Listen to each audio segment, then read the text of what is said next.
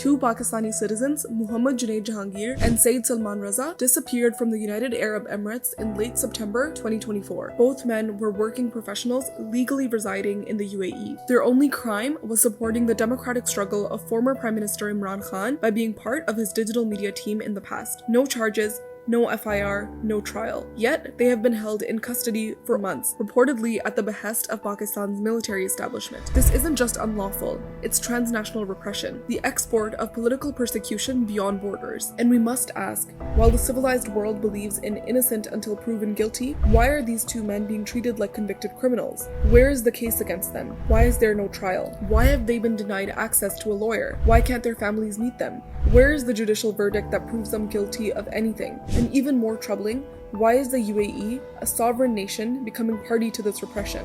Why are foreign governments allowing themselves to be used as tools of political silencing? Is aiding authoritarian crackdowns the new normal in global diplomacy? The international community cannot look away. This is not just a violation of legal rights, it's an attack on democratic freedoms, on speech, on justice. We call upon human rights organizations and global legal watchdogs to raise their voice, demand transparency, demand accountability, and most of all, demand justice for Junaid and Salman. Silence is complicity. The time to act is now.